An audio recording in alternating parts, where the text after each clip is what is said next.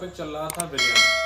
हमने जाना कि विलयन होता क्या है। विलयन हमने बताया था आपको कि जो विलयन होता है वो विलेय और विलायक दोनों को आपस में मिलाने पर बनता है। तो जो विलेय होते हैं, विलेय क्या होते हैं? विलेय जो होते हैं वो विलायक के अंदर घोले जाते हैं। मतलब ऐसे पदार्थ जो घोले जा रहे हैं उनको विलायक कहेंगे और जिसके अंदर घोला जा रहा है उसको विलायक कहेंगे। ये हमने पिछले आपके टॉपिक में बताया भी था। फिर हमने आपको बताया था कि विलयन को बांटने के जो बेस हैं वो तीन हैं। तीन आधारों पर विलयन को बांटा गया है। सबसे पहला आधार था विलेय की मात्रा के आधार पर, यानी कि विलेय की मात्रा कितनी उपस्थित होती है। दूसरा जो उसका आधार था वो था विलायक की भौतिक अवस्था के आधार पर, यानी कि विलायक की फिजिकल स्टेट कैसी है उस आधार पर विलयन को कितने पार्ट में बांटा गया है। अब जो आपका तीसरा आधार आता है वो होता है विलेय और विलायक दोनों की भौतिक अवस्थाओं के आधार पर, यानी कि अब यहाँ पर हम विलेय और विलायक दोनों की भौतिक अवस्थाओं के आधार पर देखेंगे कि विलयन को कितने भाग में बांटा गया है और the basis of physical state of solute and solvent. तो अब हम देखने को पाएंगे, अगर हम विलायक के रूप में हम जो है विलायक के रूप में किसको लेते हैं? गैस को। अगर आप विलायक के रूप में गैस को लेते हैं और उसमें विलेय के रूप में भी गैस को ही लें, यानी कि विलायक में ही अगर विलेय घोला जा रहा है, यानी कि गैस के अंदर अगर गैस घोली जा रही है, तो इस प्रकार का जो विलयन बनेगा उसको बोलेंगे गैस का गैस में विलयन। यानी कि जहां पर विलायक और विलेय दोनों की जो अवस्थाएं हो वो गैसियस स्टेट हो, चाहे वो सॉल्वेंट हो चाहे वो सोल्यूट हो, दोनों की जो फिजिकल स्टेट होती हैं वो अगर गैसियस फॉर्म में पाई जाती हैं तो वो किस प्रकार का विलयन कहलाएगा? गैस का गैस में विलयन। उदाहरण के तौर पर अगर हम देखें तो हमारी जो वायु होती है वो गैस का गैस में ही विलयन होती है। क्योंकि हमको पता है कि अब आप समझेंगे कि विलायक को जो है कैसे हम डिसाइड करते हैं कि कौन विलायक है कौन विलेय है। जैसे वायु है, वायु में नाइट्रोजन पाई जाती है और ऑक्सीजन पाई जाती है, अदर गैसेस भी पाई जाती हैं। तो वायु में सबसे ज्यादा मात्रा किसकी है? नाइट्रोजन की, यानी कि N2 की सबसे ज्यादा मात्रा होती है 78% समथिंग। तो अब जब नाइट्रोजन की सबसे ज्यादा मात्रा होती है तो उसमें विलायक क्या हो जाएगी? नाइट्रोजन। अर्थात वह पदार्थ जिसकी मात्रा अत्यधिक मात्रा में उपस्थित होती है, वह पदार्थ जो सबसे ज्यादा मात्रा में उपस्थित हो वही विलायक का कार्य करता है। तो वायु में विलायक का कार्य कौन करेगा? वायु में विलायक का कार्य करेगी नाइट्रोजन, यानी कि नाइट्रोजन के अंदर बाकी गैसेस घुली हुई हैं। नाइट्रोजन के अंदर ही ऑक्सीजन घुली है, नाइट्रोजन के अंदर ही कार्बन डाइऑक्साइड घुली है, मीथेन घुली है, कार्बन मोनोऑक्साइड घुली है। सारी जो गैसेस हैं वो किसके अंदर घुली हैं? नाइट्रोजन के अंदर। तो अगर हम वायु के अंदर देखें, अगर हम वायु के अंदर देखते हैं तो विलायक के रूप में मौजूद होती है नाइट्रोजन और विलेय के रूप में ऑक्सीजन और अदर गैसेस अवेलेबल रहती है। तो जो हमारा वायु है, मतलब जो हमारी वायु होती है वो गैस का गैस में विलयन हो जाएगी, यानी कि उसमें जो विलायक है वो भी गैस है और जो विलेय है वो भी गैस है। उदाहरण के तौर पे आप वायु समझ सकते हैं, या आप मान लें कि ऑक्सीजन का जो सिलेंडर होता है, जो ऑक्सीजन का सिलेंडर हम लोग जब कोई बीमार हो जाता है तो उसको श्वसन के लिए या उसके सांस लेने के लिए हम लोग यूज करते हैं, ऑक्सीजन का सिलेंडर डॉक्टर लोग यूज करते हैं। तो उस ऑक्सीजन के सिलेंडर में क्या होता है? ऑक्सीजन भी होती है, हीलियम भी पाई जाती है, यानी कि वहां पर भी गैस का गैस में ही मिश्रण पाया जाता है, वहां पे गैस में ही गैस का मिश्रण पाया जा रहा है। या हम घर पे उपयोग होने वाली एलपीजी गैस देख लें, लिक्विड पेट्रोलियम गैस, जिसके जरिए से खाना बनाया जाता है, उसके अंदर भी गैस का गैस में ही मिश्रण होता है, उसमें गैसेस भी घुली रहती हैं। तो इस प्रकार से जो बने विलयन होते हैं, क्योंकि इसमें भी जो है कई पदार्थ मिलकर मिश्रण को बना रहे हैं, तो इस प्रकार के जो बने हुए विलयन होते हैं उनको हम क्या बोलते हैं? गैस का गैस में विलयन। आप इसको समझ गए होंगे। दूसरा वाला हम अगर देखें तो विलायक के तौर पे आप गैस को ही रखेंगे और उसमें घुलेगा क्या? द्रव। विलायक के तौर पे गैस ही होगी, यानी कि अब गैस के अंदर द्रव के पार्टिकल्स घुल रहे हैं। यानी कि अब हम ये समझेंगे कि गैस में क्या द्रव घुल सकता है क्या? जी हाँ, गैस में भी द्रव घुल सकता है। अब वो कैसे घुलेगा ये हम जानेंगे। देखिए, अगर हम वायु की बात करें तो वायु में जो जलवाष्प होती है, कभी कभार कोहरे में आप देखते हैं, कोहरा देखते हैं, जब ओस पड़ने लगती है तो सुबह सुबह ठंडक में हम देखते हैं कि पूरे एटमॉस्फेयर में जो है जो जल की छोटी छोटी बूंदें होती हैं वे पूरे वातावरण में फैली रहती हैं। अर्थात वे जो बूंदें होती हैं वे सीधे आप कह सकते हैं कि वो वायु में घुली हुई। जब वो बूंदें वायु में घुली होती हैं तो इस प्रकार का विलयन क्या कहलाएगा? गैस में द्रव का विलयन। जैसे कि जल वाष्प का वायु में मिश्रण, यानी कि जो जल वाष्प होती है वो वायु में घुली रहती है। और जो जलवाष्प होती है, जो जल के पार्टिकल्स होते हैं वो किस स्टेट में होते हैं, वो होते हैं लिक्विड स्टेट में। यानी कि लिक्विड स्टेट वाली जो चीजें हैं वो घुली हुई हैं, लिक्विड जो है घुला हुआ है किसमें, गैस में घुला हुआ। तो यहाँ पे ये कौन सा मिश्रण हो जाएगा, गैस का द्रव में मिश्रण। मतलब जो है गैस, जो गैस है वो विलायक है और जो द्रव है वो विलेय है। तो यहाँ पे हम जो जलवाष्प का वायु में मिश्रण देख रहे हैं, जो हम कोहरे के टाइम पे देखते हैं। जब कोहरा पड़ेगा तो जो ओस की बूंदें होती हैं वो लिक्विड होती हैं, और जो वायु होती है वो एज ए विलायक का कार्य करती है, यानी कि सॉल्वेंट का कार्य करती है, जिसके अंदर लिक्विड के छोटे छोटे पार्टिकल्स जो होते हैं वो घुले रहते हैं। अब तीसरा आपका मिश्रण आ जाएगा गैस में जो है ठोस का विलयन। अब गैस में जो है ठोस के पार्टिकल्स घुले हुए हैं, तो गैस में ठोस के पार्टिकल्स भाई कैसे घुल सकते हैं, हम इसको समझेंगे। तो जो गैस होती है उसमें ठोस कैसे घुला हुआ होगा, हम इसको समझेंगे। जैसे हम मान लेते हैं धुआं, जो धुआं होता है उसमें मोस्टली आपने देखी है सभी गैसेस ही पाई जाती हैं। जब धुआं उठता है, किसी चीज को जलाया जाता है तो उसमें गैसेस पाई जाती है। तो उन गैसों में कौन कौन सी गैसें होती हैं, बहुत सारी गैसें, कार्बन मोनोऑक्साइड इत्यादि की मात्रा अधिक होती है। तो इन गैसों के अंदर आपने देखा है कि छोटे छोटे कार्बन के कण उपस्थित रहते हैं। ये जो कार्बन के कण होते हैं ये सॉलिड स्टेट में होते हैं। अब चूंकि ये पार्टिकल्स जो होते हैं वो इतने छोटे छोटे होते हैं कि हमको वो दिखाई नहीं देते, ठीक है।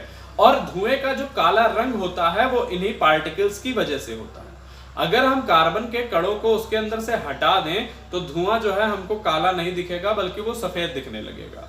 अर्थात जो गैसेस होती हैं वो कार्य करती हैं किसका, विलायक का, और जो कार्बन के कण होते हैं जो छोटे छोटे ठोस के रूप में स्थित होते हैं वो किसका काम करते हैं, वो एज ए सॉलिड उपस्थित रहते हैं। तो इस प्रकार से जो धुआं होता है, धुएं में विलायक क्या है, धुएं में विलायक है गैस, और विलेय क्या है, विलेय है सॉलिड। यानी कि जो गैस है उसके अंदर सॉलिड घुला हुआ है। आप समझ गए होंगे कि धुएं में जो गैसेस हैं वो विलायक का कार्य करती हैं, और जो कार्बन के पार्टिकल्स हैं, जो कार्बन के छोटे छोटे कण होते हैं, जो कार्बन के छोटे छोटे कण होते हैं वो किसका कार्य करते हैं, वो कार्य करते हैं सॉलिड का। तो यहाँ पे जो इस प्रकार का मिश्रण होता है वो कहलाता है गैस में ठोस का विलयन। अब हम जानेंगे द्रव में गैस का विलयन।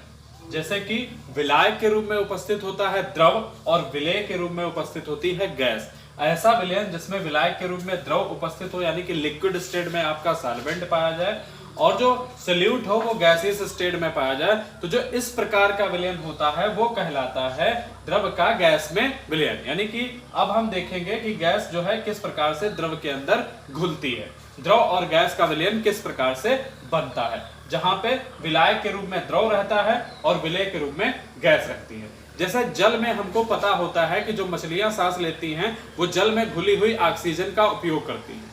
तो जल में इस प्रकार से हमको पता है कि जो जल होता है वो लिक्विड स्टेट होता है, और उसके अंदर जो ऑक्सीजन घुली रहती है वो गैसियस स्टेट में होती है। अर्थात जल के अंदर जो घुली हुई ऑक्सीजन होती है, इसका जो विलयन होगा, जो इसका विलयन होगा वो कौन सा विलयन होगा, द्रव में गैस का विलयन। यानी कि द्रव के अंदर गैस का विलयन कैसा होगा, जल में घुली हुई ऑक्सीजन जैसे होती है। या हम देखते हैं सोडा वाटर, या हम कोल्ड ड्रिंक्स में देखते हैं, जो कोल्ड ड्रिंक्स होती हैं उनके अंदर जब उनको थोड़ा सा हिलाया जाता है तो उनके अंदर हम बुलबुले उड़ते हुए देखते हैं। तो वो बुलबुले काहे के होते हैं, वो होते हैं कार्बन डाइऑक्साइड के। अर्थात उस कोल्ड ड्रिंक की जो फिजिकल स्टेट होती है वो कैसी होती है, लिक्विड होती है, और उसके अंदर जो कार्बन डाइऑक्साइड घुली रहती है वो किस स्टेट में होती है, वो होती है गैसियस स्टेट में। अर्थात लिक्विड के अंदर गैसेस जो होती हैं वो घुली रहती हैं। इसके रूप में हम समझेंगे जल में घुली O2 या सोडा वाटर, एग्जाम्पल के तौर पे हम इसको समझ लेंगे। अब हमारा जो नेक्स्ट आता है वो कौन सा आता है, द्रव में द्रव का विलयन, यानी कि लिक्विड में लिक्विड का सॉल्यूशन। अब कैसे हम इसको समझेंगे कि यहां पर भी जो विलायक के रूप में होता है वो भी लिक्विड हो और विलेय के रूप में भी लिक्विड हो, जैसे कि अल्कोहल और जल का मिश्रण। हमको पता है कि जो अल्कोहल होता है वो भी लिक्विड स्टेट में पाया जाता है। अल्कोहल, एथिल अल्कोहल जो होता है वो लिक्विड स्टेट में होता है, और साथ में जो जल है वो भी लिक्विड स्टेट में है। अब अगर आप इन दोनों को मिलाएंगे तो इन दोनों को मिलाने के बाद में जो मिश्रण तैयार होगा, जो विलयन तैयार होगा, वो किस प्रकार का विलयन होगा, द्रव में द्रव का विलयन। अब वहां पे हम इस बात को इससे डिसाइड करेंगे कि जिसकी मात्रा ज्यादा होगी विलायक वो होगा, और जिसकी मात्रा कम होगी विलेय वो हो जाएगा। तो जो द्रव में अगर हम मान लें कि जल में अगर हम अल्कोहल को घोलते हैं या विलयन बनाते हैं तो ये किस प्रकार का विलयन हो जाएगा, द्रव में द्रव का विलयन हो जाएगा। अब नेक्स्ट आता है द्रव में ठोस का विलयन। तो द्रव में ठोस का विलयन यहाँ पे क्या होता है भाई, इसको समझेंगे। तो यहाँ पे जो विलायक होता है, विलायक के रूप में रखा जाता है किसको, लिक्विड को। विलायक के रूप में हम लिक्विड को रखते हैं और विलेय के रूप में हम किसको रखते हैं, ठोस को। यानी कि विलायक के रूप में जब द्रव हो और विलेय के रूप में जब ठोस हो तो इस प्रकार का जो विलयन होता है वो कहलाता है द्रव में ठोस का विलयन। क्या कहलाता है, द्रव में ठोस का विलयन। जैसे कि जल में नमक घोला जाए या चीनी घोली जाए।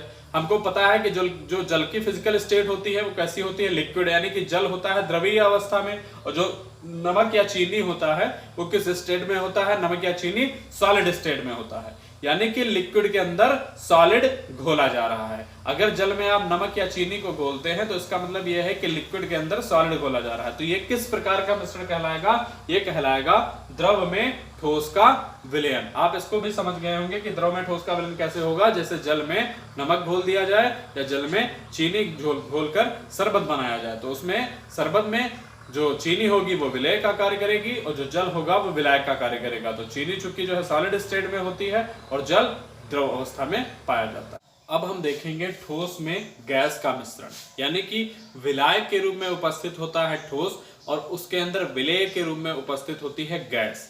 विलेय के रूप में कौन घुला रहता है, गैस घुली रहती है। जो भी पदार्थ घुला हुआ होगा उसकी जो भौतिक अवस्था यानी कि जो फिजिकल स्टेट होगी वो कैसी होगी, वो गैस स्टेट में होगी। तो यानी कि ठोस के अंदर गैस घुली हुई होती है। ठोस विलायक के रूप में, विलेय के रूप में गैस। उदाहरण के तौर पर समझेंगे कि पैलेडियम जो होती है एक धातु होती है। पैलेडियम एक धातु होती है, इसके द्वारा H2 जो होता है उसको अधिशोषित कर लिया जाता है। यानी कि पैलेडियम के अंदर H2 अंदर अधिशोषित हो जाती है। तो यहां पर हम इसको इस प्रकार से समझ सकते हैं कि पैलेडियम धातु के अंदर H2 का मिश्रण उपस्थित है, यानी कि H2 एक तरीके से उपस्थित है। तो पैलेडियम और H2 का जो मिश्रण हो जाएगा वो कैसा मिश्रण होगा, ठोस में गैस का मिश्रण। समझ लीजिएगा जो पैलेडियम होती है एक धातु होती है, उसके अंदर H2 गैसियस स्टेट में अधिशोषित हो जाती है, यानी कि सॉलिड में जो गैस है वो अधिशोषित हो चुकी है। अगला हम समझेंगे विलयन। अगला विलयन होता है ठोस में द्रव का विलयन, यानी कि जो विलायक है वो कैसा है, सॉलिड स्टेट में। विलायक है सॉलिड स्टेट में और जो विलेय है वो कैसी स्टेट में है, लिक्विड स्टेट में। यानी कि सॉलिड के अंदर लिक्विड घुला हुआ है।